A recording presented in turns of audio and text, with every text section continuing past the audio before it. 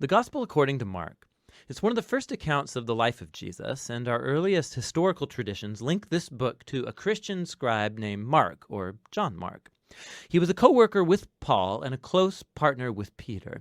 And in fact, an ancient church historian named Papias, he recalls that Mark had collected all of the eyewitness accounts and memories of Peter and then shaped them into this account. But Mark didn't just randomly throw the pieces together. He's carefully designed this story of Jesus. In the first line of the book, Mark makes this claim about Jesus. It's the beginning of the good news about Jesus, the Messiah, the Son of God. Now, what's interesting is that this is the only time Mark is going to tell you what he thinks. For the rest of the book, he's going to influence you by simply putting Jesus' actions and words in front of you and showing you how other people react to him. Now, Mark's designed the story of Jesus as a drama with 3 acts. The first one set in Galilee, the third one is set in Jerusalem, and the second act shows Jesus on the way from one place to the other. And each of the acts focuses on a repeated theme. So in Act 1, everybody's blown away by Jesus, and they're wondering, who is this Jesus? In Act 2, it's the disciples who are struggling to understand what it means for Jesus to be the Messiah. And then in Act 3, we watch the surprising paradox of how Jesus becomes the Messianic king. Let's just dive in and you'll see how it unfolds.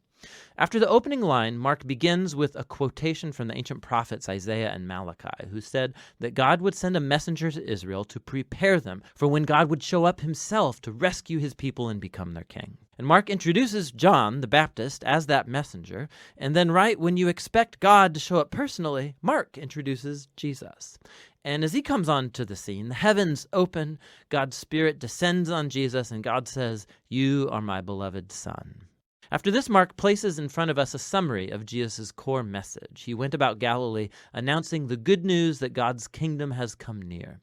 Jesus is carrying forward the story from the Old Testament scriptures about God's rescue operation for his world. Through Jesus, God is restoring his reign over the world by confronting and defeating evil and its hold on people's lives, and then by inviting them to live under his reign by following Jesus. From here, Mark's given us a big block of stories showing us Jesus' power as he brings God's kingdom. He goes about healing people whose bodies are sick or broken or under the oppression of dark spiritual powers. And Jesus even does something that for Jewish people only God has the right to do. He forgives people's sins. And Jesus' actions here produce lots of different responses. So some people follow him and become his disciples. Other people don't know what to think, and still others reject him completely, especially Israel's leaders who accuse him of blaspheming God and being empowered by evil.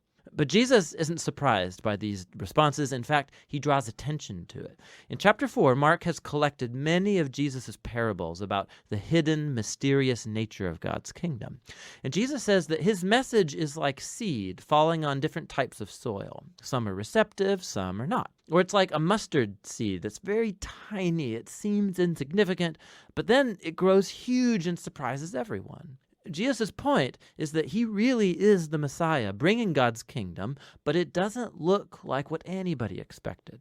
And this growing confusion about Jesus among the crowds is connected to a key idea Mark emphasizes at the end of Act 1, that even among Jesus' disciples there's confusion. Even they are struggling to grasp who Jesus really is, and that brings us to Act 2. It begins with a crucial conversation. Jesus takes the disciples aside and he asks, "Who do you all say that I am?"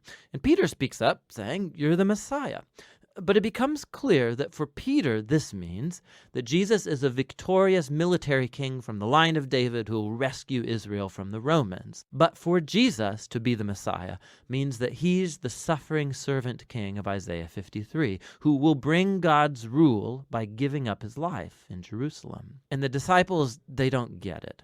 They think following King Jesus is going to mean fame and status and importance, and Jesus makes it clear that following him is actually like dying, like carrying your own cross. It means rejecting violence and pride and selfishness and giving one's life out for others in acts of service and love. He has the same conversation with them 2 more times, and it all culminates in Jesus' important statement that the Son of Man did not come to be served, but to become a servant and give his life as a ransom for many. The disciples still don't get it. They respond in confusion and fear. And so here in Act 2, Mark has placed another key story that echoes the book's introduction. Jesus takes 3 of his disciples up to a mountain, and he's suddenly transformed. He's radiating with light and glory, and a cloud envelops them. Now, this is just like the glory of the God of Israel that showed up long ago on Mount Sinai. And then the 2 prophets who stood in God's presence on Mount Sinai, Moses and Elijah, they appear next to Jesus as God announces again, "This is my beloved Son." Now, by placing this story in the middle of all these conversations in Act 2, Mark is making an astounding claim that Jesus, God's Son, is the physical embodiment of God's own glory. And in Jesus, the glorious God of Israel is going to become king by suffering and dying for the sins of his own people. It's a puzzling claim that confuses and scares the disciples as they leave the mountain. Which brings us to Act 3. Jesus makes a very public royal entry into Jerusalem for Passover. People are hailing him as the Messiah. Then he enters into the temple courtyard and he asserts his royal authority by running out the thieves and crooks and stopping the sacrificial system. Then this kicks off a whole week of Jesus debating and confronting the leaders of Israel, condemning their hypocrisy, and so they set in motion a plan to have him killed. And Jesus warns his disciples, predicting that Jerusalem and its temple will be destroyed within a generation, and his disciples will be persecuted just like him, until he returns one day to bring God's kingdom fully over the world. And it all leads up to the final night. Jesus has his last Passover meal with the disciples, a symbolic meal that told the story of Israel's liberation from slavery through the death of the Passover lamb.